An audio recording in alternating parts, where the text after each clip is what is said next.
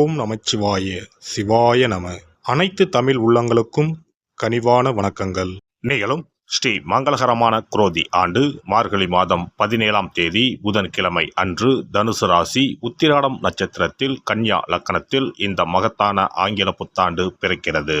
இந்த வருட ஆரம்பத்தில் கிரக நிலைகள் என பார்த்தால் குரு பகவான் ரிஷபராசியில் வக்ர நிலையில் சஞ்சாரம் செய்கின்றார். கடகராசியில் செவ்வாய் பகவான் வக்ரம் மற்றும் நீச நிலையில் சஞ்சாரம் செய்கின்றார். கன்னி ராசியில் கேது பகவானின் சஞ்சாரமும், விருச்சிக ராசியில் புதன் பகவானின் சஞ்சாரமும், தனுசு ராசியில் சூரியன் மற்றும் சந்திர பகவானின் இணைவும் இருக்கும். கும்பராசியில் சுக்கிரன் மற்றும் சனி பகவானின் சஞ்சாரம் இணைந்திருக்கும். அடுத்ததாக மீனராசியில் ராகு பகவானின் சஞ்சாரம் இருக்கும். இவ்வித கிரக நிலைகளை கொண்டு இந்த 2025ஆம் வருடம் ஆரம்பமாகிறது. இந்த புத்தாண்டில் சனி பெயர்ச்சி, குரு பெயர்ச்சி, ராகு கேது பெயர்ச்சி என முக்கிய கிரகங்களின் பெயர்ச்சிகள் நடைபெற உள்ளது. இதன் காரணமாக சில ராசிக்காரர்களுக்கு குடும்பம், வேலை, தொழில் என அனைத்து விதத்திலும் முன்னேற்றம் ஏற்பட வாய்ப்புள்ளது.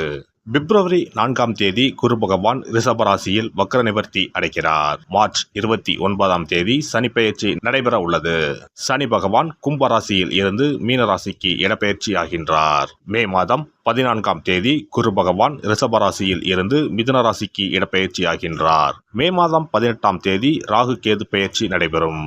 ராகு பகவான் கும்பராசிக்கும் கேது பகவான் சிம்மராசிக்கும் இடப்பெயர்ச்சி ஆகின்றனர். இந்த கிரக அமைப்பு மற்றும் பெயர்ச்சியினால் உங்கள் வாழ்வில் ஏற்பட போகும் சுபபலன் என்ன என்பதனையும், அசுப பலன் ஏற்படுமாயின் ராசிக்காரர்கள் செய்ய வேண்டிய பரிகாரம் என்ன, வழிபட வேண்டிய தெய்வம் யார் என்பதனை பற்றியும் விரிவாக காண்போம். பிறக்கப் போகும் இந்த ஆங்கில புத்தாண்டு உங்கள் வாழ்வில் வளமும் நலமும் செல்வ செழிப்பும் பெற்று வாழ்வில் உயரிய நிலையை அடைய எல்லாம் வல்ல எம்பெருமானை வேண்டி விரும்பி கேட்டுக்கொள்கிறேன். கடகராசி அன்பர்களே, இதுவரை லாபகுரு நிறைய பொருளாதார வளத்தை கொடுத்து வருகிறார்.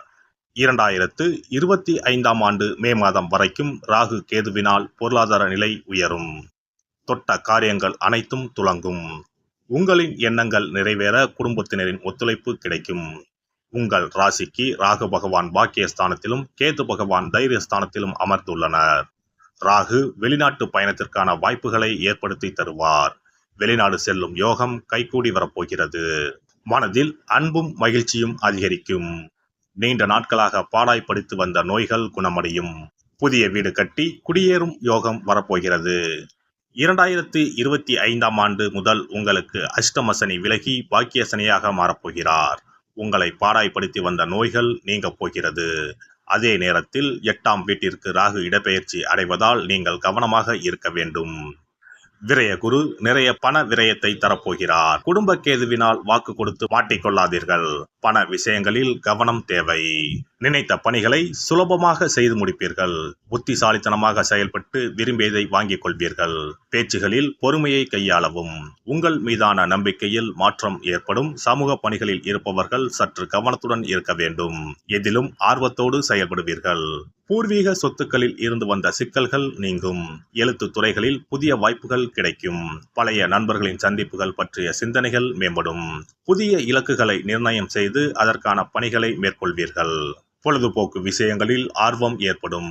தொழில்நுட்பம் சார்ந்த கருவிகளை வாங்குவதற்கான வாய்ப்புகள் அமையும். வீடு கட்டும் பணியில் அகல கால்களை வைப்பதை தவிர்க்கவும். வர்த்தக பணிகளில் மேன்மையான சூழல் ஏற்படும். உடல் ஆரோக்கியத்தை பொறுத்தவரை சற்று கவனத்துடன் செயல்படவும். காரசாரமான உணவுகளை குறைத்துக் கொள்வது நல்லது. தொண்டையில் சிறு சிறு வலிகள் ஏற்பட்டு நீங்கும். குடும்ப உறுப்பினர்களிடம் அவ்வப்போது சிறு சிறு கருத்து வேறுபாடுகள் தோன்றி மறையும். பெண்களை பொறுத்தவரை எதிலும் பொறுமையை கையாள்வது நன்மதிப்பை உருவாக்கி தரும். வெளியூர் பயண வாய்ப்புகள் கூடும். பூர்வீக சொத்துக்களில் எதிர்பார்த்த பங்குகள் கிடைக்கப் பெறுவீர்கள். சீருடை தொடர்பான துறைகளில் ஒருவிதமான ஆர்வமும் ஈர்ப்பும் அதிகரிக்கும். சமையல் துறைகளில் சில புதுமைகளை உருவாக்குவீர்கள். நுட்பமான விஷயங்களை புரிந்து கொள்வீர்கள். தாய் வழி உறவுகளிடம் அனுசரித்து செல்லவும். பணிபுரியும் இடத்தில் எதிர்பாராத சில மாற்றங்கள் ஏற்படும். மாணவர்களை பொறுத்தவரை கல்வி விஷயங்களில் சற்று கவனத்தோடு இருப்பது நல்லது. பழக்க வழக்கங்களில் மாற்றங்கள் ஏற்படும். புதிய நபர்களின் தன்மைகளை அறிந்து நட்பு கொள்வது சாலச் சிறந்தது. சூழ்நிலை அறிந்து பேச்சுக்களை வெளிப்படுத்துவது நல்லது. சஞ்சலமான சிந்தனைகளால் ஆரோக்கியத்தில் ஏற்ற இறக்கம் ஏற்படும். உயர்கல்வி நிமித்தமான குழப்பங்களால் ஒருவிதமான தடுமாற்றம் ஏற்படும். பணிபுரிவோருக்கு பணிகளில் தவறிய வாய்ப்புகள் மீண்டும் கிடைக்கும். கொடுக்கல் வாங்கல் விஷயங்களில் நிதானம் வேண்டும். உணர்ச்சி வசப்படாமல் பொறுமையுடன் செயல்படவும். ஆடம்பரமான செலவுகளை குறைத்துக் கொள்வது நெருக்கடிகளை தவிர்க்கும். பெண்கள் விஷயங்களில் கருத்துகள் மற்றும் தலையிடுவதை தவிர்க்கவும். வேலை ஆட்களால் சில மாற்றங்கள் ஏற்படும். கமிஷன் துறைகளில் எதிர்பார்த்த லாபம் கிடைக்கும். நிதி மேலாண்மை குறித்த ஆலோசனைகளை பெறுவது நல்லது. வியாபாரிகளை பொறுத்தவரை வியாபார பணிகளில் தடைப்பட்ட சில வாய்ப்புகள் மீண்டும் கிடைக்கும். கடன் பிரச்சனைகளுக்கு தீர்வுகள் கிடைக்கும். கட்டிட விற்பனைகளில் இருந்து வந்த இழுபறிகள் மறையும். கமிஷன் வியாபார வழிகளில் லாபங்கள் மேம்படும். இறைச்சி வியாபார பணிகளில் லாபங்கள் மேம்படும். விவசாய பணிகளில் ஏற்ற இறக்கமான சூழல் உண்டாகும்.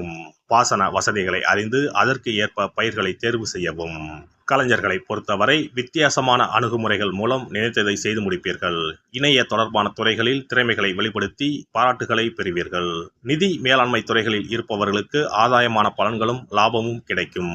மூத்த கலைஞர்களின் அனுபவங்கள் சில புரிதலை உருவாக்கும். பத்திரம் தொடர்பான விஷயங்களில் சற்று கவனத்துடன் இருக்க வேண்டும். ஒப்பந்த வரவுகளில் ஏற்ற இறக்கமான சூழல்கள் உருவாகும். சிறப்பு தொகுப்பு 2025ஆம் ஆண்டு சிறப்பாக அமைய புத்தாண்டு அன்று இதை மட்டும் செய்தால் போதும். 2025ஆம் ஆண்டு புத்தாண்டை வரவேற்க அனைவரும் ஆவலாக காத்திருக்கிறோம். ஆனால் அதற்கு முன்பு 2024ஆம் ஆண்டிற்கு நன்றி சொல்லி விடை கொடுப்பதும் மிகவும் முக்கியமானதாகும்.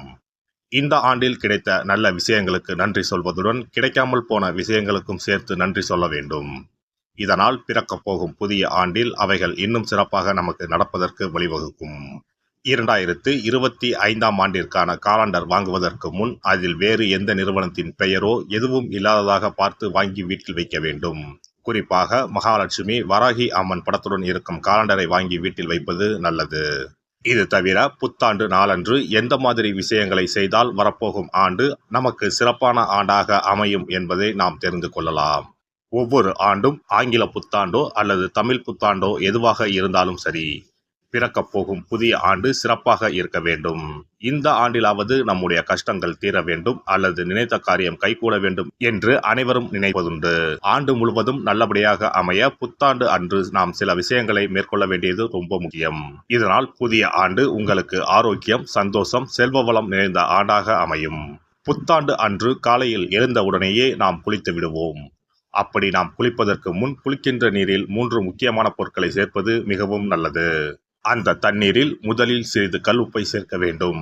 கல்லுப்பு நமக்கு இருக்கும் கண் திருஷ்டி, எதிர்மறை ஆற்றல்கள் ஆகியவற்றை அகற்றிவிடும். அடுத்ததாக சிறிது மஞ்சள் தூளை அதில் சேர்க்க வேண்டும். இதுவும் எதிர்மறை ஆற்றல்களை நீக்கி வாழ்வில் மங்களங்களை நிறைய செய்யும். மூன்றாவதாக சிறிது சுத்தமான பாலை சேர்க்க வேண்டும். அது பசும்பாலாக இருப்பது மிகவும் சிறப்பானது. இவை மூன்றுமே மகாலட்சுமியின் அம்சமானவை என்பதால் இவற்றை நீரில் கலந்து குளித்தால் அந்த ஆண்டு முழுவதும் நமக்கு மகாலட்சுமியின் கடாட்சம் கிடைக்கும். அடுத்ததாக புத்தாண்டு அன்று காலையில் வீட்டின் வாசலில் சிறிதளவு மஞ்சள் தடவி அதன் மீது அரிசி மாவில் கோலமிட வேண்டும். அதன் மீது ஒரு அகலில் மஞ்சள் நிற திரியிட்டு நெய் விட்டு தீபம் ஏற்ற வேண்டும். அதற்கு பிறகு வீட்டிற்குள் நல்லெண்ணெய் தீபம் ஏற்றி அன்னாசி பூ நறுமணம் கொண்ட ஊதுபத்தியை ஏற்றி வைத்து வழிபட வேண்டும். இந்த ஆண்டில் வராகி அம்மனை வழிபடுவது சிறப்பானது. இதனால் வெற்றிகளும் மகிழ்ச்சிகளும் கூடும். அதேபோல் புத்தாண்டு அன்று இரவு 9 மணிக்குள் சில முக்கியமான பொருட்களை வீட்டின் பூஜை அறையில் வாங்கி வைத்து வழிபடுவதால் வீட்டின் பொருளாதாரத்தை அதிகரிக்க செய்யும். ராகு காலம், யமகண்டம் இல்லாத நேரம் புதிதாக தேங்காய் ஒன்றை வாங்கி வீட்டின் பூஜை அறையில் வைத்து வழிபட வேண்டும். அதன் பிறகு அதை எடுத்து சமையலுக்கு பயன்படுத்திக் கொள்ளலாம். தேங்காய் மங்களத்தின் அடையாளமாக கருதப்படுகிறது. இந்த பொருளை வீட்டில் வாங்கி வைப்பது மிகவும் நல்லது. அதோடு மயிலிறகை தேவஸ்தான கடைகளில் போய் வாங்கி கொண்டு வந்து வீட்டில் வைக்கலாம். முருகப்பெருமானின் வாகனமாக இருக்கக்கூடிய மயிலின் இறகை வீட்டில் வைப்பதால் நேர்மறை ஆற்றல்கள் பெருகும். அடுத்ததாக ஒரு கைப்பிடி அளவாவது பச்சரிசியை வாங்கி வீட்டில் வைத்து வழிபடலாம். கடைசியாக லட்சுமி குபேரர் சிலையை வாங்கி வைக்கலாம். லட்சுமி குபேரர் சிலை கிடைக்காவிட்டாலும் லட்சுமி குபேரர் படத்தையாவது வாங்கி வைத்து வழிபடுவது சிறப்பு. இதனால் ஆண்டு முழுவதும் வீட்டில் செல்வம் பெருகிக் கொண்டே இருக்கும்.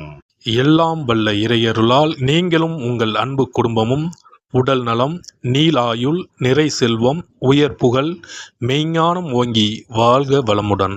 இந்த வீடியோ பதிவு உங்களுக்கு பிடித்திருந்தால் லைக் பண்ணுங்க, கமெண்ட் பண்ணுங்க, ஷேர் பண்ணுங்க, மறக்காம சப்ஸ்கிரைப் பண்ணுங்க, பக்கத்துல இருக்கிற பெல் பட்டனை கிளிக் பண்ணுங்க. நன்றி, வணக்கம். ஓம் நமச்சிவாய. சிவாய நம.